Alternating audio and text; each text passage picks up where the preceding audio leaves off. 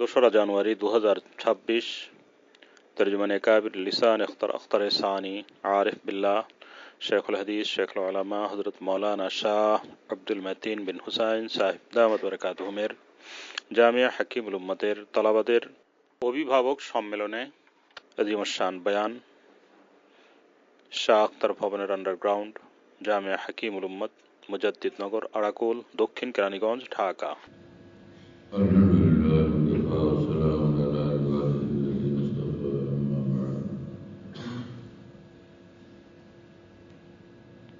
أعوذ بالله من الشيطان الرجيم بسم الله الرحمن الرحيم قوا أنفسكم وأهليكم نارا وقودها الناس والحجارة وقال رسول الله صلى الله عليه وسلم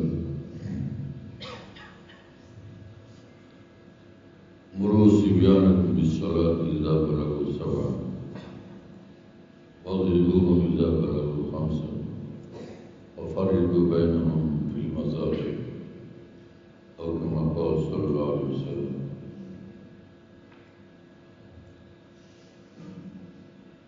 আজকে আমাদের এখানে জামিয়া হাকিমুল উম্মতে আমাদের ছাত্রদের অভিভাবক সম্মেলন আল্লাহ পাক কবুল করেন। আজকের এই তারিখকে সংরক্ষণ করা যায়, নোট করা যায়, ভবিষ্যতে আমরা এরকম অভিভাবক সম্মেলন যেন আমরা করতে থাকতে পারি, প্রতি বছরের জন্য বারবার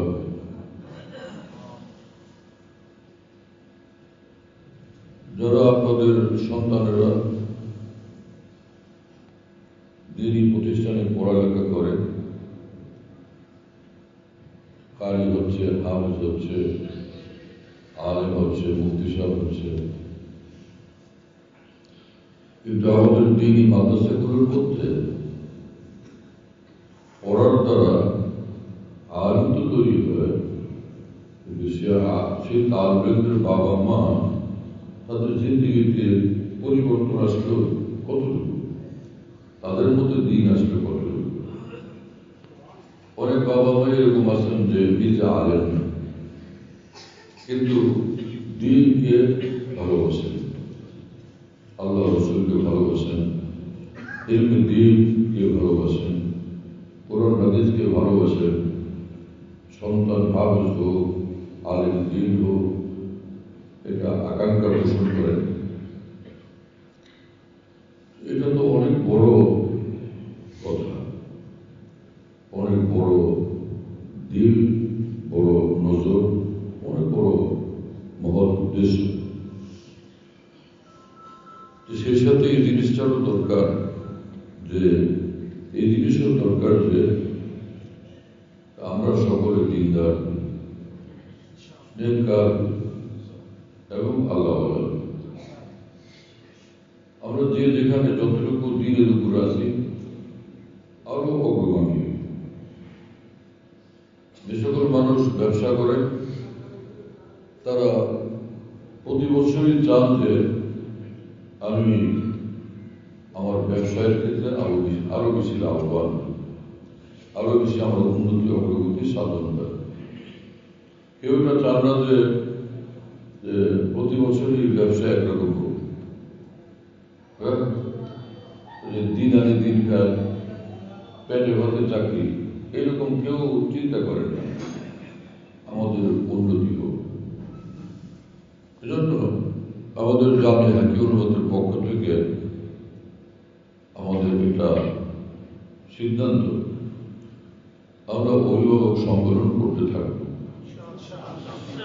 আমাদের 1000 ছাত্র যদি এখানে পড়াশোনা করে, 1000 ঘরে যেন দিনের আলো পৌঁছে যায়, সহি মানবিকতা পৌঁছে যায়, আল্লাহর মহব্বতের আওয়াজ পৌঁছে যায়, তাকওয়ার পয়গাম পৌঁছে যায়, আগামী দিনের শিক্ষা দীক্ষা জীবনধারার আলো পৌঁছে যায়।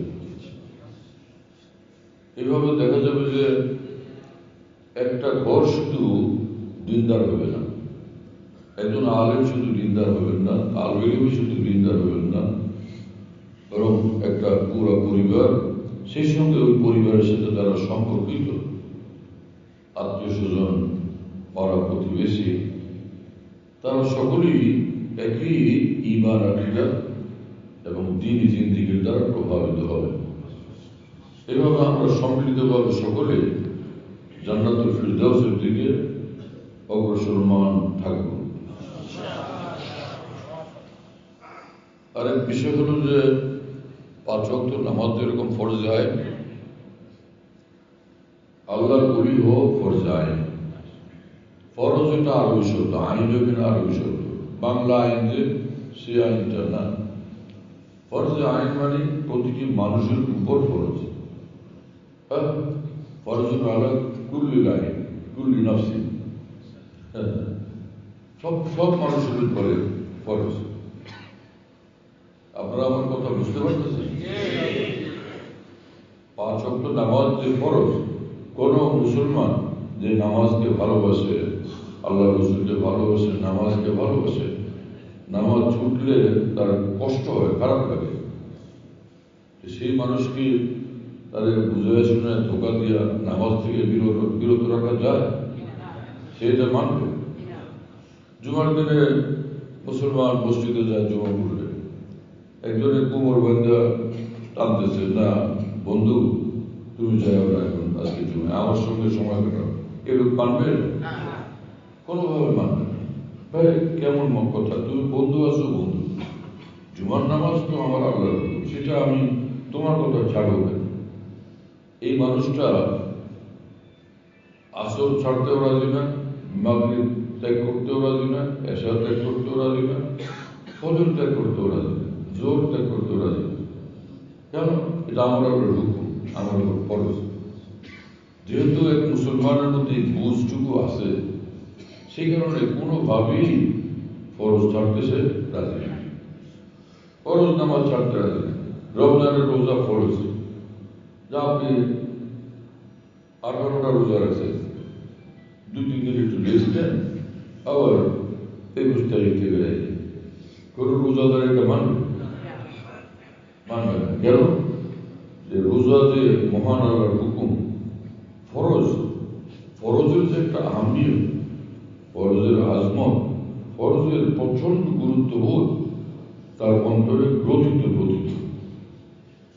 সে যে তার রোজা 1-2 দিন 3 দিন রেস্ট দিতে বলবে, সে বলবে যে তুমি নিশ্চয়ই কোনো পাগল, তোমার হসপিটালে ভর্তি হওয়া উচিত। আর হয়তো কেউ ক্ষুব্ধ ক্ষিপ্ত হয়ে আরো বেশি কিছু করতে পারে। এবার এইরকম কথা তুমি কেন বলবে? এখন যদি নিজের শেয়ারও বলে বসলো, বেরোতে আমার ঘর থেকে, বললে কিন্তু আমাকে কেন এরকম? যে এটা ফরজ, এই বুঝে আসে, অন্তরে এটা গ্রথিত হয়ে গেছে, এটার বিপরীত সে বরদাস্ত করতে পারে না। আমার ভাইয়েরা, আমার বয়স এখন 70 চলে। ছোটবেলা থেকে সারাটা জীবন গেল, মাদ্রাসায় পড়লাম, আলেম ওলামাদের সঙ্গে উঠলাম বসলাম, কিন্তু আশ্চর্য করি আমি যে এত বড় গুরুত্বপূর্ণ বিষয় সম্পর্কে সমাজে আলোচনা শোনা যায়। সব ওয়াজ শুনি, কিন্তু যে আল্লাহর ওলি হওয়া ফরজ, এই কথাকে আপনারা শুনছেন সকলে আগে থেকে? কেন শুনলাম না? কি ধরনের কথা? অথচ মুসলমান জানলে সেটা মানবে। ফুকাহায়ে কেরাম বলছেন যে আল্লাহর ওলি হওয়া ফরজ। আমি আপনাদেরকে জিজ্ঞাসা করি, ফরজ ত্যাগ করা কি যায়? ওয়াজিব ত্যাগ করা কি যায়? গুনাহ করা কি যায়? ফরজ মানতে হবে, ওয়াজিব মানতে হবে, গুনাহ ত্যাগ করতে হবে, কি ঠিক না? গুনাহ ত্যাগ করতে হবে। ফরজ ওয়াজিব হুকুমগুলো যে মানে এবং সব গুনাহ থেকে বাঁচে, গুনার দিনরাত বাঁচা, গুনাহ থেকে বাঁচার দিনরাত চেষ্টা, ফিকির, এর মধ্যেও যদি হঠাৎ কদাচিৎ মানুষ হিসাবে নফস শয়তানের ঢোকায়, তার এক্সিডেন্ট, কোন গুনাহ হয়ে যায় তাহলে তওবা করতে হবে, মাপ চাইতে হবে। এইভাবে যে মানুষ চলে, যে ফরজ অকারণে সে ফরজ ছাড়ে না, ওয়াজিব ছাড়ে না, আর গুনাহ সে করে না, আমার কথা বুঝে আসছে? এই মানুষ নিঃসন্দেহে উড়িয়ে যখন ফরজ করতেই হবে, ওয়াজিব পালন করতেই হবে, ফরজ পালন করতেই হবে, গুনাহ ত্যাগ করতেই হবে, এগুলো যেরকম ফরজ, তাহলে এটা করলে আল্লাহর রুজি হবে, সেটাও ফরজ। কথা ক্লিয়ার? এটা বাড়তি কিছু করা লাগবে যে আলাদা কোনো যুদ্ধে যাওয়া লাগবে, কোনো রণাঙ্গনে যাওয়া লাগবে, মেশিন গান শিখতে হবে, এলজি শিখতে হবে, হ্যাঁ, এরকম কিছু না। কিন্তু বুধ যখন পয়দা হয় তো মানুষ সেই কাজটা দায়িত্বের সাথে করে। আমরা এইভাবে ইনশাআল্লাহ আল্লাহর রিওয়ার্ড জন্য প্রস্তুত ইনশাআল্লাহ। আরো স্পষ্ট করি, কোরআন হাদিসের আলোকে ওলি দুই প্রকার। কোরআন শরীফ আল্লাহ পাক দুই প্রকার ওলি বয়ান করেছে। এটা হলো আউলিয়াউল্লাহ, এটা আউলিয়াউল শয়তান। আউলিয়াউল শায়াতিন, শয়তান, শয়তানের ওলি আর হলো আল্লাহর। শয়তানের ওলি হওয়া কি জায়েজ না হারাম? তাহলে শয়তানের ওলি যখন হওয়া যাবে না, নিঃসন্দেহে আল্লাহর ওলি হইতে হবে। শয়তানের ওলি হওয়া হারাম, আল্লাহর ওলি হওয়া ফরজ। কথা ক্লিয়ার ভাই? আমরা উদ্যোগ নেই, ঘরে ঘরে আমরা সবাই ওলি আল্লাহ হবো ইনশাআল্লাহ। আমি ওলি আল্লাহ হবো, আমার স্ত্রী ওলি আল্লাহ হবে, আমার মা বাবা ওলি আল্লাহ হবে, আমার সন্তানরা ওলি আল্লাহ হবে। এইভাবে যে আমরা ফরজ ওয়াজিবগুলো, আল্লাহর এই হুকুমগুলো পালন করবো ঠিক মতো, আর হালাল খাবো, আর গুনাহ ত্যাগ করবো না, কারো হক নষ্ট করবো না, কারো প্রতি জুলুম করবো না, কাউকে অপমান করবো না। এগুলো আল্লাহর হক, ফরজ ওয়াজিব সেগুলো আদায় করবো, সুন্নতে মুআক্কাদা আমল করবো, গুনাহ থেকে বাঁচবো। এই সবগুলো হলো আল্লাহর হক। আর বান্দার হক সেটা হলো যে কোনো মানুষ, যে কোনো মাখলুক, যে কোনো সৃষ্টির উপরে আমি জুলুম করবো না। একটা কুকুরকে কখনো লাথি দূর করবো না, থাপ্পড় দেবো না, হ্যাঁ, একটা ঢিল ছুড়বো না, একটা গরু ছাগলকেও আমি অন্যায়ভাবে ওর উপরে কোনো হস্তক্ষেপ করবো না। এবং আপনজন হোক, প্রতিবেশী হোক, আপন হোক, পর হোক, বন্ধু হোক, শত্রু হোক, কারো হক আমি নষ্ট করবো না, হ্যাঁ, কাউকে আমি অপমান করবো না, কারো উপর আমি জুলুম করবো না, কারো অর্থ, সম্পদ, সম্পত্তি অন্যায়ভাবে আমি সেটা গ্রহণ করবো না, হরণ করবো না।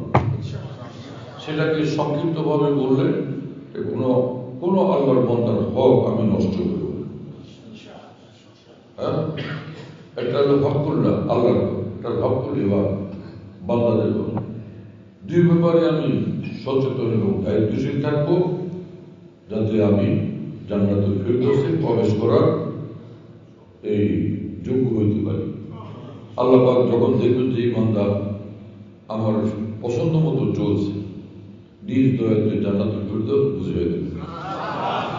তুমি আমাকে খুশি করছো, আজকে তোমারে খুশি করবে। হ্যাঁ, কোরআন শরীফে আছে সেই কথা, আদখুলি ইয়া আইয়াতুহান নাফসুল মুতমাইন্নাহ ইরজি ইলা রাব্বিক, হ্যাঁ, রাদিয়াতান মারজিয়া। আল্লাহ পাক বলবেন হাশরের মাঠে যে তুমি আমাকে নিয়ে মুতমাইন ছিলে, আমি আল্লাহর উপর, আমার রাসূলের উপর, আমার দ্বীনের উপর তুমি মুতমাইন, মানে আন্তরিকভাবে তুমি খুশি ছিলে, সন্তুষ্ট ছিলে। তোমার আত্মার খুশি ছিল তোমার আল্লাহকে নিয়ে, তোমার রসুলকে নিয়ে, দ্বীন ইসলামকে নিয়ে, দ্বীন জিন্দেগিকে নিয়ে। আসো, আমি তোমার রব, আমাকে বুঝে না, আমি তোমার, তুমি আমার। এর যে এইটা রব থেকে আসো, তোমার রবের কাছে আসো। এই তর্জমা কয়জন মৌলবী সাহেব বুঝে? হ্যাঁ, ওই যে উর্দু তর্জমা, বাংলা তর্জমা, এটা এর যে লটা আপনার ভিতরে, হ্যাঁ, তো এটা বলার তো কোনো জরুরি ছিল না বাহ্যিকভাবে। আসল তোমার জান্নাত বুঝে এটা বলতে তো হয়ে যায়। এটি আপনি কেন বুঝলো বলে তুমি জান্নাতকে দিবে? পয়লা তোমার মাওলাকে নেব, পয়লা প্রথমে তোমার মাওলাকে নেব। এবং কথা হলো এই রাজিয়াতান মারজিয়া, তুমি খুশি আমারে নিয়ে, আমি খুশি তোমাকে। দোতরফা খুশি, একদিকের খুশি না। তুমি খুশি হইলা জান্নাত পায়া না, আমি তোমাকে পায়া খুশি, তুমি আমাকে পায়া খুশি। কথা বুঝতেছেন প্রিয় বন্ধুরা? আশ্চর্য এই কোরআন। এর যে রব্বি, আসো তোমার রবের কাছে, তো রবকে বুঝে এবং যে পাকা কথা, পরিষ্কার কথা হলো তুমি খুশি তোমার রবের উপরে, আমি খুশি তোমার উপরে। আরো কারোর কথা, হ্যাঁ, ওইটার তাকে পৃথক পৃথক কথা, সব তাসিস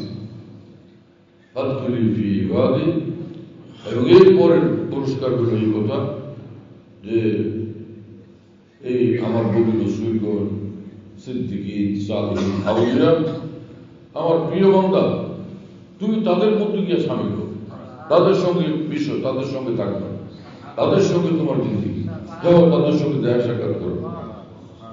কোথায় তোমার বাবা আদম, কোথায় নূহ, কোথায় ইব্রাহিম, কোথায় ইসমাইল আলাইহিস সালাম, কোথায় ঈসা আলাইহিস সালাম, মুসা আলাইহিস সালাম, হ্যাঁ, এবং তুমি ভালোবাসো হযরত আবু বকর সিদ্দিককে, ওমর ফারুক, ওসমান আলীকে, বেলালকে, হ্যাঁ, হযরত হাসান বসরি রাদিয়াল্লাহু তাআলা, এই সকলকে তোমার, তাদের প্রতি তোমার ভালোবাসা আমি জানি। তো যাও তাদের সঙ্গে, তাদের কাছে যাও, খুশি। যখন বিয়ে হলো, পরে বিয়ে হয়েছে তো বাসর ঘর, দাদি এসে বললো যে আসো, দুলা আসো, ভেতরে নিয়ে গেছে, পোলাও করো, বিরিয়ানি, সব ধুমধাম খাও, সারা রাত খাও, ফজর মধ্যে তোমারই খাও, দুলা খুশি হবে। এইটা কোন ধরনের আমার বাসর ঘর হইবে? পোলাও করে বিরিয়ানি, এবং পোলাও বিরিয়ানি, চতুর্দিকে গ্রাম, আর জনাব সে জিলাপি, এরপরে পায়েস, মিষ্টি, হ্যাঁ, আর সোনামিয়ার দই, তাম সব, বগুড়ার দই, হ্যাঁ, পোড়াবাড়ির চমচম, ধুমধাম সব। কিন্তু আর তো কোনো কারোর লোক দেখা হয় না, খোঁজ নেই, খবর নেই, ওখানে রেখে গেছে, খাও, খুশি হল। হ্যাঁ, আর যদি সে খাবার দাবার থাকলে থাক, না থাকলে না থাক, আজ সেখানে শাশুড়ি বসলো, একটু দাদি শাশুড়ি বসলো, নানি বসলো, নানি শাশুড়ি আলাপ টালাপ করলো, কথাবার্তা বললো, পয়লা গিয়ে তাদের সঙ্গে দেখে, কত খুশি। হ্যাঁ, এরপরে আসো তোমার দুলহানের কাছে তোমার এগুলো নিয়ে, তখন আরো খুশি হল। কি কথা বলেন, শ্বশুর বাড়িতে গেলে জামা যখন নতুন শ্বশুর বাড়িতে যায়, নিয়ে বউলোকে বসায় রাখে, দুজনে গল্প করে, এরকম মাথা তো কারো খারাপ হয় না। হ্যাঁ, আগে নিজেরা বসে, জামাইকে নিয়ে বসে গল্প করে, কথা বলে, brother in Laura, my brother বলতে থাকে। হ্যাঁ, তো খুব জমে। এরপরে দাদি শাশুড়ি আসে, আপনাদের শ্বশুরবাড়িতে কি হয়েছে না হয়েছে আমি তো জিজ্ঞাসা করলে বুঝতে পারবো না। আমার শ্বশুরবাড়িতে তো আমার একটা দাদি ছিল, একদম লাল টুকটুক বুড়ি, একদম বুড়ি, ভীষণ সুন্দর, তরুণী বয়সে কি অবস্থা ছিল আল্লাহ জানে। হ্যাঁ, এত সুন্দরী আমার দাদি শাশুড়ি ছিলেন, দিনদার, নেককার, আল্লাহ আলী, একদম ফেরেশতার মতো। সে দাদু সাহেব শুয়ে এসে যখন আমাকে ডাক দিচ্ছেন, কি খুশি হব, আল্লাহ কি মানুষ পেলেন, সে ফেরেশতা। কি কথা বলেন? আইসে যদি আমার বউ আমার টাকাটাই করতো যে আমি তোমার ওয়াইফ, তুমি আমার লাইফ মেম্বার, মিস্টার হাজব্যান্ড, আসলে একসাথে ব্যান্ড করে।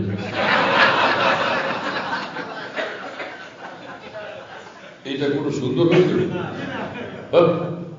সুন্দর লাগতো? রব্বুল আলামিনের শান দেখো, ফাদখুলি ফি ইবাদি ওয়াদখুলু জান্নাতি।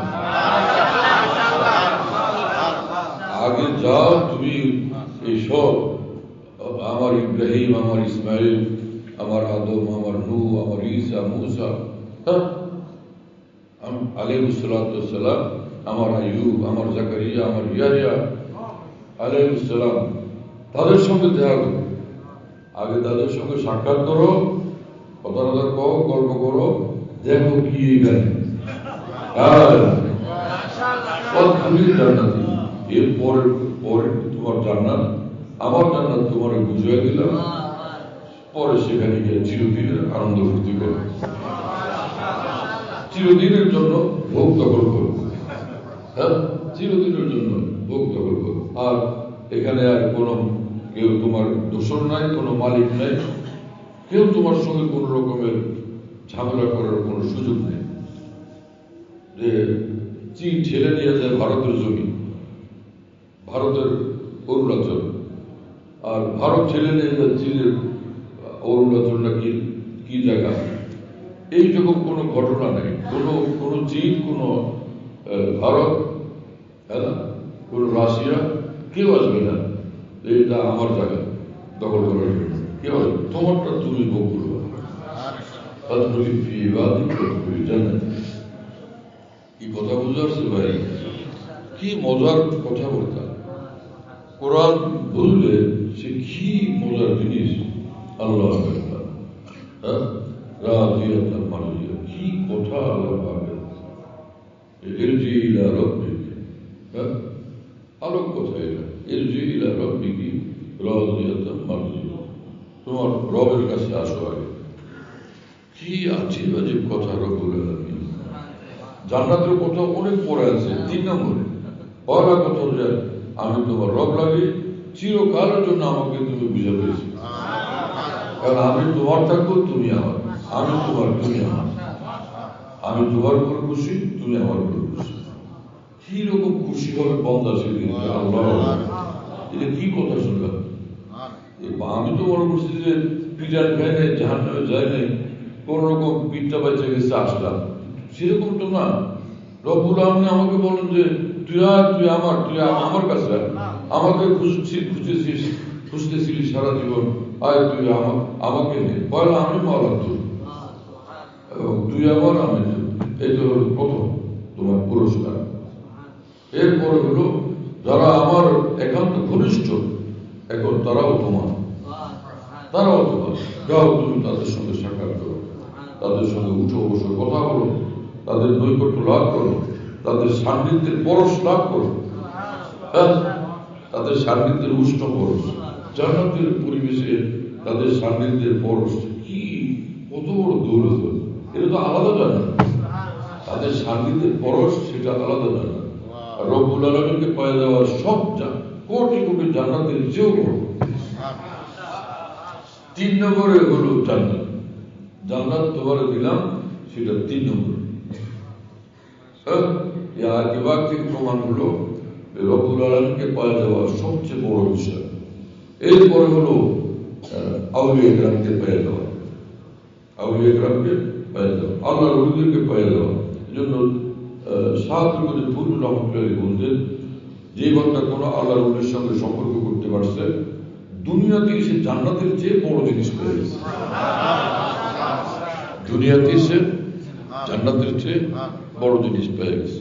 আমার শেখ আরেফ বিল্লাহ মাওলানা শাহ হাকিম মোহাম্মদ আখতার সাহেব রহমতুল্লাহ আলাইহ বলতেন যে মুয়াসসর চু মরা সোহবত বজানে আশিকা আয়াত हमें भी नम की जन्नत पर जमीन अल आसमान। যখন কোন আল্লাহর ওলির সঙ্গে বসার সুযোগ হয়, আমি অনুভব করি জান্নাত আসমান থেকে আজকে এখানে জমিতে অবতরণ করছে। কি কথা! এই সকল মানুষ ছিলেন, এই মুমিনে কামেল ছিলেন, আরিফে কামেল ছিলেন, মুনিবে কামেল ছিলেন, ওলিয়ে কামেল ছিলেন। এলমে দ্বীন একে বলে, আল্লাহর মারফত মহব্বত এই জিনিসকে বলে।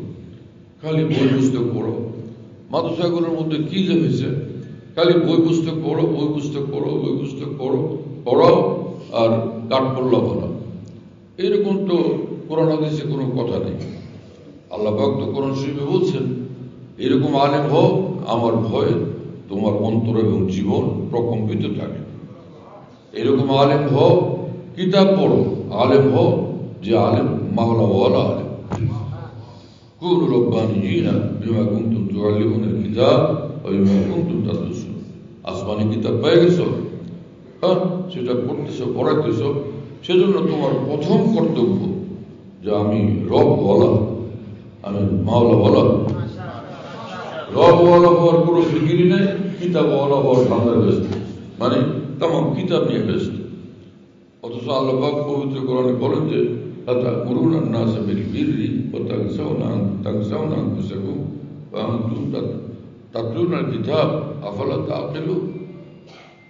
তোমরা লোকদেরকে বলো যে তোমরা ঠিকঠাক হও, ভালো হও, দিনদার হও, নেককার হও, আল্লাহওয়ালা হও, অথচ নিজে সে আল্লাহওয়ালা হওয়ার ফিকিরি করো না। অথচ আসমানে কিতাব তোমার কাছে, যে কিতাব তোমরা পড়ো, আসমানে কিতাব পায়া সেই কিতাবের হক এ আদায় করলাম। অনেক লোক এই ভুলের মধ্যে আছে, বহু মৌলবী সাহেব এই ভুলের মধ্যে আছে। পড়ো পড়ো পড়ো পড়ো, কিন্তু আল্লাহকে পাওয়ার কোনো পিপাসা নেই। এই লোকের মাথা গরম, এই লোকের মাথা গরম, অসুস্থ মাথা। সুস্থ মাথা সেই মাথা যে মাথা কিতাবাদি পড়ে এবং পড়ায় আল্লাহকে, সেই সঙ্গে আল্লাহকে পাওয়ার জন্য সর্বক্ষণ বেচায় থাকে। বলেন, আমি সকল মুসলমানকে বলি, যেখানেই থাকবেন আল্লাহর মহব্বতে বেচায় থাকবে। আমার কথাগুলো আপনারা কি বুঝতে পারতেছেন? আমি অন্তর থেকে চেষ্টা করি যে সহজ ভাষায় কথা বলতে পারি, আমার সকল মুসলমান ভাই যাতে আল্লাহর দ্বীনের কথাগুলো বুঝতে পারে। কারণ আমি এটা অন্তর থেকে বিশ্বাস করি, মুসলমান মনে মুক্তা পাইলে যত খুশি, আল্লাহর দ্বীনের কথা পাইলে তার চেয়ে কোটি কোটি গুণ বেশি হয়ে গেছে। আমি সব জায়গায় সারা দেশে যেখানে যাই, আমি অন্তর থেকে উপলব্ধি করি আল্লাহর বান্দারা বসে তো বসে, উঠাউটির নাম নেই কেন। এবার লক্ষ্মীপুরে গেছে, কখনো ওখানে এত রাত ওয়াজ হয়নি। আমি যাই তো প্রতি বছরই ওখানে কিছু প্রতিষ্ঠান আমার ঘনিষ্ঠ দোস্তাগর, আমি যাই। লক্ষ্মীপুর বরতলি মাদ্রাসায় মাওলানা মাহফুজ নাই? হ্যাঁ, এই যে মাওলানা মাহফুজ সাহেব বরতলির বুজুর্গানের খানদানের সন্তান, উনিও ছিলেন। দেড়টা বুঝতো না, কখনো এরকম হয়নি আমার জানা মতো। আরে কি কথা বলতেছে, পুরা বিশাল মজমা, শীতের কাল, বসে আছে তো বসে আছে, কোনো মানুষ উঠে গেছে বলে আমি আমার নজরে পড়ে নাই, মনে হয় সব বসে আছে। কেন বসে থাকবে এই মানুষগুলো? এই কি ঘরে তো খাওয়ারও কোনো ব্যবস্থা নেই, আর খাওয়া আনা দাওয়া আনা কিচ্ছু। আরো শীতের রাত, আর সে গ্রাম দেশ, যাওয়ার জন্য কোনো ভালো যানবাহন নাই, ভালো কোনো যানবাহন নেই, হাইটে যাওয়া লাগবে সে এত রাত্রে, হাইটে হাইটে বাড়ি করে যাবে। কিন্তু মানুষগুলো বেরোবে কেন? বেরোবে আল্লাহর দ্বীনের এক একটা কথা তাদের কাছে বাদশাহী চেয়েও দাম, মন্ত্রী মিনিস্টার হওয়ার চেয়ে দাম, সিংহাসনে বসার চেয়ে দাম। তো সেই মুসলমান ভাইদের কাছে দ্বীনের কথা বলতে পারা নিজের জন্য সৌভাগ্যের বিষয়। এ সকল প্রিয় মুসলমান ভাইদের আন্তরিক দোয়া পাওয়া যায়, যে দোয়া কোটি কোটি টাকা দিয়ে সংগ্রহ করা সম্ভব না। তাদের অন্তর থেকে এরকম দোয়া বের হয়ে আছে, অন্তর থেকে তাদের এরকম মহব্বত লাভ হয়, যে মহব্বত আল্লাহ তারা দেখলে হয়তো কালকে আমাদের বললেন যে তোমার তো কিছু নেই, তুই তো খালি রাখ। কিন্তু এইগুলো মানুষের অন্তরে দেখলাম দোয়ার প্রতি মহব্বত, সেও ছেলে মাফ করে দিলাম। এশিয়ার শ্রেষ্ঠ মহাদেশ আমাদের মহান উস্তাদ হযরত মাওলানা হিদায়াতুল্লাহ সাহেব রহমাতুল্লাহ, যিনি মস্ত বড় হাদিস বিশারদ ছিলেন। তিনি ঢাকাতে আমার শায়েখ আরিফ বিল্লাহ মাওলানা শাহ হাকিম মোহাম্মদ আক্তার সাহেব রহমতুল্লাহের কাছে বায়াত হই। আমি তখন ঢালকানগরে আমার বাসায়, তো মানুষ সেখানে বুজুর্গ বড় আলেম শেখুল হাদিস মাওলানা মুজিবুর রহমান সাহেব আমার বাসার দরজায় আওয়াজ দিলেন, বের হলাম। তিনি বললেন যে আপনি খবর পেয়েছেন? মানে কি হয়েছে? তাহলে আসেন, বিরাট ব্যাপার হয়ে গেছে, অনেক বড় ব্যাপার হয়ে গেছে। কি বিষয়? আসেন তো। বাসার থেকে বের হইলাম, এই মহল্লা থেকে আমাকে নিয়ে সেই মহল্লার দিকে যেতেছেন যেখানে আমার শায়েখ রহমাতুল্লাহ আছেন। আমরা বলেন আসেন, কি রে ভাই ব্যাপার? পরে কতটুকু গেলেন, পরে বললেন যে হযরত মাওলানা হিদায়াতুল্লাহ সাহেব তিনি আমাদের হযরতের কাছে বায়াত হয়ে গেছেন। মানে এত বড় মানুষ যে যাকে দেখলে সব আলেমরা ভয় পেতেন, সবাই তার সামনে নত হয়ে যেতে শ্রদ্ধা, তার এলমের সাগরের সামনে। এত বড় মানুষ, বাংলাদেশের এক বড় আলেম কাউকে পরোয়া করতেন না, কিন্তু এই মানুষটাকে তিনিও সম্মান করতেন, শ্রদ্ধা করতেন, আদর করতেন। তিনি খতিব মাওলানা ওবায়দুল্লাহ জালালাউদ্দিন রহমাতুল্লাহ বায়তুল মুকাররমের খতিব ছিলেন। কোনো আলেমকে পরোয়া করতেন না, সব আলেম তাকে দেখলে সম্মান করতেন এবং তাকে দেখলে কাঁপতেন। আর তিনি তারে কেউ ধমক দিতে পারতেন না। তিনি কত বড় বড় আলেমকে ধমক দিয়েছেন। তার যাত্রাবাড়ির মোদাম সাহেব যাদের মানুষ না, উনি আমাকে বলছেন যে খতিব সাহেব একবার ওনাকে ধমক দিচ্ছেন বহু বছর আগে, অনেক বছর আগের কথা। হ্যাঁ, কথা বলবেন না, চুপ করেন। খতিব সাহেবের যে আলেমানা শান শৌকত, দাপট, প্রভাব, প্রতিপত্তি, সেটাকে শোনানোর জন্য আর নিজের বয়স কম ছিল সেটা বোঝানোর জন্য আমাকে বলছেন। হ্যাঁ, উনি আমাকে বলবেন, হ্যাঁ কথা বলবেন না, চুপ করেন।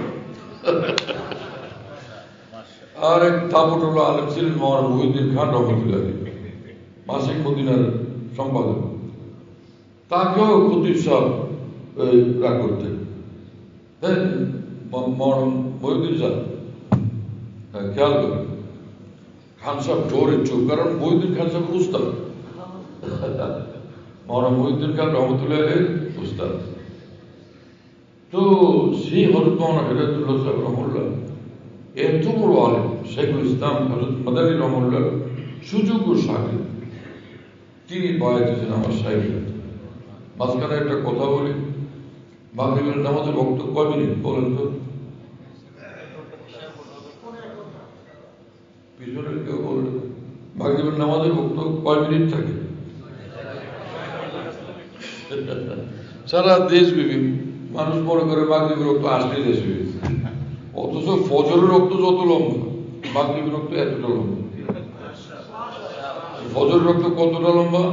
ভোর রাত্রে আমাদের সেহরি খাওয়া তখন নিষেধ হয় রমজানে, ওই থেকে নিয়ে সূর্যোদয় পর্যন্ত 1 ঘন্টা 1 ঘন্টার ঊর্ধ্বে, 1.25 ঘন্টা, 1 ঘন্টা 20 মিনিট, 25 মিনিট, কোন কোন মৌসুমে আমি দেখছি যে 1 ঘন্টা 28 মিনিট পর্যন্ত হয় লম্বা মাগরিবের রক্ত। তো কথা শেষ করি আমরা ইনশাআল্লাহ, এরপরে নামাজ পড়বো। কটার মধ্যে আছে মাগরিবের সময়? আছে 6:43 পর্যন্ত না 42? 42 পর্যন্ত আছে আলহামদুলিল্লাহ। এখন তো 5:41 বাজে।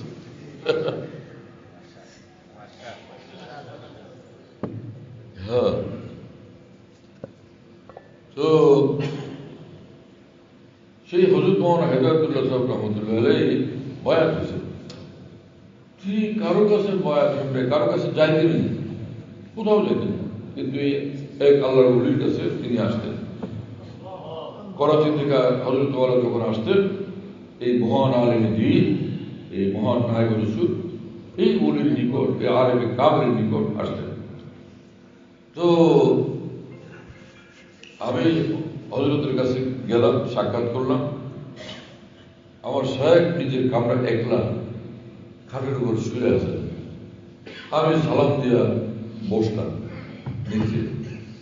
হযরত ওয়ালা আমাকে বললেন, মিয়া আব্দুল মতিন, শোনো, অনেক পীর এরকম আছেন, অনেক শায়েখ এরকম আছেন যে মুরিদদের নাজাত হয়ে যাবে ওই ওই উলির উসিলা, শায়েখ উসিলা।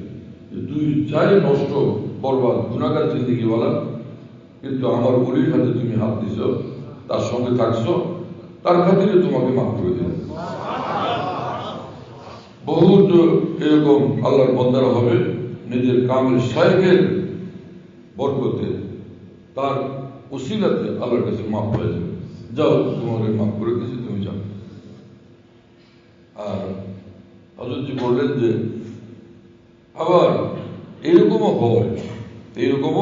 হয় যে পীরের নাজাত হয় আল্লাহর কাছে। কালকে আমাদের পীরের নাজাত হবে কোন মুরিদের উসিলাতে। যে তুমি মিয়া কি তা তো আমার জানা আছে, কিন্তু তোমার সাথে থাকছে, তোমার কাছে মুরিদ হয়েছে, তোমার সঙ্গে সম্পর্ক করছে আমার এত বড় প্রিয় বান্দা, সেই হিসাবে সেজন্য আজকে তোমার নাজাত দিলাম। আমার শায়েখ বললেন, আমার অন্তর থেকে এটা আমি মনে করি, বিশ্বাস করি যে মওলানা হেদায়েতুল্লাহ সাহেবের মতো এত বড় আলেমের দিন, মায়ের মাদর জাত বলি, মায়ের পেট থেকে দুনিয়াতে আসছেন একদম ওলি হয়ে, সেই মানুষ এশিয়ার এত বড় আলেম মুহাদ্দিস আমার হাতে বায়াত হয়েছেন। আমি এটা মনে করি যে আমার এটা ধারণা যে আল্লাহ পাক এই মানুষটাকে আমার সঙ্গে জুড়ছেন, কালকে আমাকে নাজাত দেওয়ার জন্য একটা উসিলা বানিয়েছেন। কি কথা! আর কোন কামেল ওলির উসিলাতে নাজাত হয়, সেটার একটা ঘটনা যে পৃথিবীর শ্রেষ্ঠ এক ওলি ইব্রাহিম ইবনে আদম রহমতুল্লাহ আলাইহি, তিনি ওমর রাদিয়াল্লাহু আনহুর বংশধর। রাস্তা দিয়ে যাইতেছিলেন, কোথাও দেখলেন যে এক মুসলিম যুবক মদ খায় বেহুশ হয়ে পড়ে আছে, আর মুখ থেকে ফেনা বের হচ্ছে। ও তো অচেতন, অজ্ঞান। এই মহান ওলি কোথাও থেকে পানি সংগ্রহ করলেন, পরে আইসা পানি দিয়ে ওর মুখটাকে ধুইয়া দিলেন। এর মধ্যে ওর হুঁশ আসছে, তাকায় দেখে হযরত ইব্রাহিম আদমের মতো মহান ওলি সেখানে তার খেদমতে মশগুল, তার সেবা যত্ন করতেছেন। সে শর্মিন্দা হল এবং বলল যে হুজুর, আমার মতো এরকম নিকৃষ্ট পশু আপনি কিভাবে আমার মুখ ধুয়ে দিলেন, আমার সেবা করলেন, খেদমত করলেন, তো আপনি আমাকে তওবা করে দেন। তিনি তওবা করে দিলেন, তওবা করে দিলেন। তো এক সাহাবীকে এক চোর আসছে রাসূলুল্লাহ সাল্লাল্লাহু আলাইহি ওয়াসাল্লামের নিকট। এক চোর আসছে, চোরকে ধরে নিয়ে আসছে মানুষ। তার শাস্তি, যে শরীয়তের শাস্তি, দণ্ড, সেটা প্রয়োগ করলেন রাসূল সাল্লাল্লাহু আলাইহি ওয়াসাল্লাম। তারপরে সে চোরকে বললেন, কুল আস্তাগফিরুল্লাহ ওয়া আতুবু ইলাইহি, বলো হে আল্লাহ আমাকে মাফ করে দেন, আমি মাফ চাই, আমাকে মাফ করে। তো উনি বলছেন যে ওই মানুষটা বলছেন যে আল্লাহ আস্তাগফিরুল্লাহ।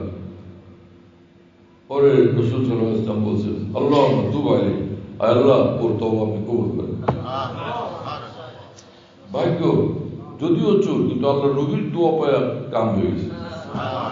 কি মানুষ, কিভাবে জীবনের মোড় ঘুরে কোথার থেকে কোথায় পৌঁছে যায়। গতকাল পর্যন্ত চোর, আজকে রাসূল সাল্লাল্লাহু আলাইহি ওয়াসাল্লামের দোয়া পায় আল্লাহ নবী। কি অবস্থা! ইব্রাহিম ইবনে আদম কে ওই যুবক বলল যে তওবা করে দিলেন, তিনি তওবা করে দিলেন। রাত্রে হযরত ইব্রাহিম আদম স্বপ্নে দেখেন আল্লাহর পক্ষ থেকে ফেরেশতারা তাকে দেখাচ্ছেন যে আজকে তওবাকারী, এত কালের যে মদখোর যুবক, আজকের এই তাজা তওবাকারী আল্লাহ পাক তাকে ইব্রাহিম ইবনে আদমের মতো সিদ্দিকীর মর্তবা ওলি বানায় দিয়েছে। মানে নবীর পরে সিদ্দিকী, এত উচ্চ মর্তবার ওলি বানায় দিয়েছে। হযরত ইব্রাহিম ইবনে আদম আল্লাহকে বললেন, যা আল্লাহ, মানুষ অনেক মেহনত করে, মুজাহাদা করে, আমল করে, প্রমোশন হয়, ও তো কুরআন পাবে, তাও কি মদখোর। আজকে তওবা করলো, আজকেই সর্বোচ্চ প্রমোশন, ইমানের ইমানের সর্বোচ্চ প্রমোশন। আশ্চর্যের বিষয়, এই রহস্য আমি তো বুঝতে পারিনি। আল্লাহ পাক বললেন যে, হে ইব্রাহিম, শোনো, আনতা গাসালতা ফামাহু লিআজলি ফাগাসালতু কলবাহু লিআজলিকা। হে ইব্রাহিম, আমার খাতিরে তুমি আমার গুনাহগার বান্দার মুখটা ধুয়ে দিছ, তোমার খাতিরে আমি ওর অন্তরটা ধুয়ে দিছি। আমি আল্লাহ নিজে যার অন্তর ধুয়ে দিব, সে কোন মর্তবার হবে তুমি বুঝো না? চিন্তা করতে পারেন প্রিয় বন্ধু? আজিব মহামালা, আল্লাহ আমাদের কবুল করে। তো আমাদের এই জামিয়া হাকিমুল মতের এই পক্ষ থেকে আমরা এটা চেষ্টা করব যে সকল ছাত্ররা এখানে আসে, আলহামদুলিল্লাহ এখানে পড়াশোনা করে, তালিম হয়, তরবিয়ত হয়, শুধু পড়াশোনা হয় না, এখানে তাদের উপরে দিনটা প্রতিদিন তরবিয়ত হয়, যাতে এই মানুষটা, যাতে এই বাচ্চাগুলো আল্লাহমুখী হয়, নূরওয়ালা হয়, আল্লাহর নৈকট্যে ধন্য হয়, আল্লাহর ওলি হয় এবং মহান আকাবের দিনের এর আমলের উত্তরসূরি হয়। এটার জন্য আমাদের জামিয়ার ওলামায়ে কেরাম, আসাতিজে কেরাম আন্তরিকভাবে তারা ফিকির করেন, দোয়া করেন, মেহনত করেন, আল্লাহ তাআলা কামিয়াব করে দেন। সেই সঙ্গে আমাদের মধ্যে এই চিন্তা, এই ফিকির আল্লাহর তরফ থেকে আসছে যে অভিভাবক যারা আছেন তারাও এই জামিয়ার সঙ্গে যুক্ত থাকুক, এইভাবে যে তারাও আল্লাহকে পাওয়ার জন্য ছুটুক। সারিউ ইলা মাগফিরাতিন মির রাব্বিকুম ওয়া জান্নাতিন আরদুহা আস-সামাওয়াতু ওয়াল আরদ উইদ্দাত লিল মুত্তাকিন। আল্লাহ পাক বলেন, ছুটে আসো, ছোট জান্নাতের রাস্তায়, এবং আমি আল্লাহর ক্ষমা পাওয়ার রাস্তায়। ক্ষমা নাও, জান্নাত নাও, তরিকা হলো মুত্তাকি হোক, উইদ্দাত লিল মুত্তাকিন, মুত্তাকি হোক। মুত্তাকি মানে, মুত্তাকির মূল অর্থই হলো ঈমানওয়ালা হওয়া, সব গুনাহ থেকে মুক্ত হওয়া। বাস, সে ঈমান আছে আর সে সব গুনাহ থেকে মুক্ত জিন্দেগিওয়ালা, নিঃসন্দেহে সে ওলি। ওলি হওয়ার জন্য একটা সহজ পদ্ধতি হলো, এক ঘরে আগুন লাগলো, ওইখান থেকে আশপাশের ঘরও লেগে যায়। যা যিনি আল্লাহর ওলি, তার সঙ্গে উঠা বসা করলে তার অন্তরে যে ঈমানের নূর এবং আল্লাহর ভালোবাসার আগুন, আশপাশের সম্পর্ক সব অন্তরে সেটা পৌঁছে যাবে। আল্লাহ তাআলা আমাদেরকে কবুল করেন, তৌফিক দেন। ইনশাআল্লাহ আমরা আরো ফিকির করব যে যাতে সকলের হাতে হাতে দিনই কিতাব পৌঁছে যায়, নির্ভরযোগ্য। অল্প পড়লাম, কাজের কাজ হয়ে গেল। হ্যাঁ, এখান থেকে খড়, ওখান থেকে কুটা, ওখান থেকে লোহা, ওখান থেকে তামা, সারা ঢাকা থেকে 10 বস্তা বাড়ছে। 10 বস্তা, বিশাল এক বস্তা, এক বস্তা 10 জনের মাথায় তুলে খাড়া করতে পারে, এরকম 10 বস্তা এই লোক জোগাড় করছে। আর এক লোক বাথরুম করেন গিয়ে ওইখান থেকে জুয়েলার্স ওর ভিতরে ঢুকছে, আর দেন 2 কেজি স্বর্ণ সে ব্যাগের মধ্যে পড়ছে। ওই লোকের ওই যে 10 বস্তা বিশাল বড় বড় বড়, আর এই লোকের 2 কেজি, কোনটা বড়? হ্যাঁ, যে আমাদের মহান আকাবের বুজুর্গান দিন যারা নির্ভরযোগ্য দিনের ব্যাখ্যাকারী, এই নানান রকমের চটি বই, অমুক চিন্তাবিদের, অমুক হুজুরের, মানে যারা ভালোভাবে দিন বুঝেন, অগ্রহণযোগ্য লোক, এইরকম লোকদের বই পুস্তক বাজার সালাম, এতগুলো না পড়ে একদমই ভালো জিনিস এই 2, 3, 5, 10টা পড়লাম, দেখবেন যে এলেমের একদমই আপনার অন্তরাত্মায় পৌঁছে গেছে এবং জীবনকে আলোকিত বানায়। এই জন্য মহান আল্লাহ ওয়ালাদের দিনী কিতাবাদি আমাদের পড়তে হবে, ঘরে ঘরে থাকবে, আমরা পড়বো, নিজেরা ঘরের মধ্যে পড়ে শোনাবো, এটা আমরা করবো ইনশাআল্লাহ। আর আপনারা যদি সাহস করতে পারেন, আমি তো গত কয়েকদিন যাবৎ একদমই এত অসুস্থ যে 2 জনে ধরে উঠেছে, 2 জনে ধরে বাথরুমে নিছে, এই ধরে ধরে আনছে নিছে, এইরকম 3 দিন যাবৎ ছিলাম। গতকালও জ্বর ছিল না, তারপরও সে শরীর এমনই দুর্বল ছিল। আজকে জুমার দিন মসজিদে গেলাম, কিছু কথাবার্তা বলার আল্লাহ তৌফিক দিয়েছেন কষ্টে কষ্টে, কিন্তু মিম্বরে দাঁড়ায় খোদবা দেব এই সাহস আমার হয়নি। ভয় লাগছিল যে পড়ে যেত, তো সেটা করতে পারিনি। কিন্তু আলহামদুলিল্লাহ আপনারা কত না আল্লাহর মহব্বতের পিপাসা নিয়ে আসছেন আল্লাহ জানেন। আপনাদের সঙ্গে বসে তো আমার দিল খুশিতে ভাগ হয়ে গেছে। আপনাদের মধ্যে এতটা তৃষ্ণা পিপাসা, এই সময় শীতের, অত্যন্ত শীতের মধ্যে দূর দূর থেকে এখানে আসা, এত গভীর মনোযোগ দিয়ে বসা, সময় ব্যয় করা সহজ বিষয় তো না। তো আল্লাহ আপনাদের তৌফিক দিয়েছেন, খুশিতে ভাগ হয়ে গেছে। আমরা ভীষণভাবে আনন্দে আপ্লুত হয়ে গেছি। আল্লাহ আমাদের সকলকে, আপনাদের সকলকে দুনিয়া আখিরাতে সর্বোচ্চ কামিয়াবি দান করুন। তো আপনারা যদি সাহস করেন, মাগরিবের নামাজের পরে হয়তো 10-15 মিনিট যদি আমরা বসলাম, আর আপনাদের সাহস না হলে আমিও সাহস করে খিলাম, আমি তো আগে দুর্বল। আমি আরো শুনেন, ওই মৌলানা সাহেবকে বলছি যে এখানে আমার রুম আছে না, এটা বললাম যে আমার রুমটার ভিতরে এই এসি মশার ওষুধ এক্সপেক্ট করে দাও, আমি যাতে মাগরিবের পরে একটু ঘুমাইতে পারি। কেননা আমি ঘুমাইতে পারছিলাম না ভালো মতো, ঘুম একদম কম। আবার এসার পরে প্রোগ্রাম আছে ওইদিকে জামিয়াতে খতম বুখারীর জলসা। কিন্তু আপনাদের মহব্বত দেখে এখন আপনাদের মহব্বতের জাদুতে আমিও আক্রান্ত, আমিও জাদুগ্রস্ত হয়ে পড়ছি। যদি মাগরিবের পরে আপনারা 10-15 মিনিট বসেন, আপনাদের সঙ্গে আমিও বসলাম, ঠিক আছে। আমরা নামাজটা পড়ে নিই। নামাজ না পড়লে অস্থির লাগবে, তাই না? পড়ে নিতে পারলে দিল খুশিতে ভাগ করবে।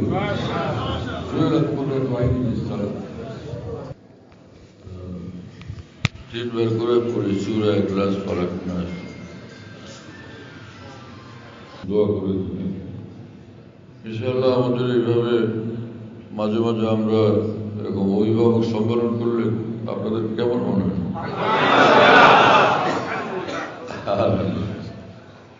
মাশাআল্লাহ, ইনশাআল্লাহ ইনশাআল্লাহ এরকম হবে, দোয়া করি। একটা আমল চালু করে দিতে পারলে, যে রাসূলুল্লাহ সাল্লাল্লাহু আলাইহি ওয়াসাল্লাম বলছেন, কোন মুসলমান যদি প্রতিদিন 100 বার করে লা ইলাহা ইল্লাল্লাহ জিকির করে, কিয়ামতের দিন হাসরের মাঠে যখন আসবে, এই কালেমার নূরে তার চেহারা পূর্ণিমার চাঁদের মতো ঝলমল করতে থাকে। এই আমলটা করতে আগ্রহ লাগে না? আমরা হিম্মত করতে পারবো ইনশাআল্লাহ। এই আমলটা প্রতিদিন চালু করে দিই। এক সময় বসে লা ইলাহা ইল্লাল্লাহ 100 বার জিকির করে নিই। একটা আমল হলো, সহজ সহজ আমল করে কিন্তু দারুণ লাভের জিনিস। যে হাদিস শরীফে আছে, কাল কিয়ামতে রাসূলুল্লাহ সাল্লাল্লাহু আলাইহি ওয়াসাল্লাম আল্লাহ পাকের সঙ্গে যখনই দেখা করবেন, সাক্ষাৎ করবেন, আল্লাহ পাক বলবেন, সাল তুতা ওয়াশফা তুশাফা, কি আছে চাওয়ার চান সব দিয়ে দেবেন, যা চাইবেন তাই দিয়ে দেবেন, এবং যার জন্য সুপারিশ করবেন সুপারিশ করবেন। আল্লাহ রসুল সাল্লাল্লাহু আলাইহি ওয়াসাল্লাম সুপারিশ করলে এটা কবুল হবে কিনা? তো এক হাদিস শরীফে রাসূলুল্লাহ সাল্লাল্লাহু আলাইহি ওয়াসাল্লাম বলছেন, যে মুসলমান প্রতিদিন সকালে এবং সন্ধ্যায় 10 বার করে দুরূদ শরীফ পড়বে, কাল কিয়ামতে আল্লাহ রসুল সাল্লাল্লাহু আলাইহি ওয়াসাল্লাম তার জন্য আল্লাহ পাকের নিকট সুপারিশ করবেন। আমলটা আমরা করতে পারবো না? আলহামদুলিল্লাহ রাব্বিল আলামিন, والصلاة والسلام على سيدنا وعلى آله وأصحابه أجمعين. اللهم صل على سيدنا مولانا محمد وعلى آل سيدنا مولانا محمد. اللهم اغفر لنا وارحمنا، اللهم عافنا وارحمنا، اللهم كن لنا واجعلنا، اللهم كن خير رب اغفر وارحم أنت خير الراحمين. আল্লাহ সকলকে মাফ করেন, গুনাহ থেকে গায়রুল্লাহ থেকে আমাদেরকে হেফাজত করেন, আমাদের সকলকে আল্লাহ ওয়ালা বানায় দেন, আমাদের পরিবার পরিজনকে সন্তান আল্লাহ ওয়ালা বানায় দেন, আত্মীয় স্বজনকে বন্ধু বান্ধবকে আল্লাহ ওয়ালা বানায় দেন, সারা বিশ্বের বন্ধু বান্ধবকে আল্লাহ ওয়ালা বানায় দেন, সমস্ত মুসলমানকে আল্লাহ ওয়ালা বানায় দেন, আমাদের সব জরুরত গায়বী খাজানা থেকে পুরা করে দেন, আমাদেরকে দিনদার নেককার আল্লাহর ওলি বানান, আমাদের সন্তানাদিকে আলেমে দ্বীন আল্লাহ বানান, তাদের সন্তানেরা আমাদের জামিয়া প্রতিষ্ঠানে পড়ে প্রতিটি সন্তানকে মুহাক্কিক আলেম রব্বানি এবং কামিল আল্লাহর ওলি হিসাবে কবুল করেন, আকাবির দ্বীনের ওয়ারিসে কামিল হিসাবে কবুল করেন, সারা বিশ্বের মানুষের হেদায়েতের জরিয়া হয় এইরকম আলেমে দ্বীন আলেমে কামিল ওলি কামিল রূপে কবুল করেন, এরকম ওয়ারিস আকাবির দ্বীন রূপে কবুল করেন, এরকম সাহেব উলুম মারিফ রূপে কবুল করেন, সকলের নেক উদ্দেশ্য পুরা করেন, মুশকিল আসান করেন, পেরেশানিগুলো আপনি দূর করেন, আমাদের দেশের উপর রহমত নাযিল করেন, দেশটাকে দিন দিন উন্নতি অগ্রগতি সমৃদ্ধি দান করেন, ভিতর বাইরের সব দুশ্মনদের থেকে হেফাজত করেন, সারা বিশ্বের মুসলমানদের উপরে এবং মুসলিম দেশগুলির উপরে সীমাহীন রহমত বরকত নূর এবং সমৃদ্ধি নাযিল করেন, ইসরায়েলকে ধ্বংস করেন, ফিলিস্তিনকে সুবিশাল শক্তিশালী স্বাধীন সার্বভৌম রাষ্ট্র আপনি বানায় দেন। আল্লাহ আমাদের তামাম দোয়া মুনাজাতকে নিজ করমে কবুল করেন, রাসূলুল্লাহ সাল্লাল্লাহু আলাইহি ওয়াসাল্লামের বরকতে আপনি কবুল করেন। اللهم ربنا تقبل منا إنك أنت السميع العليم وتب علينا إنك أنت التواب. سبحان ربك رب العزة عما يصفون، سلام على المرسلين، الحمد لله.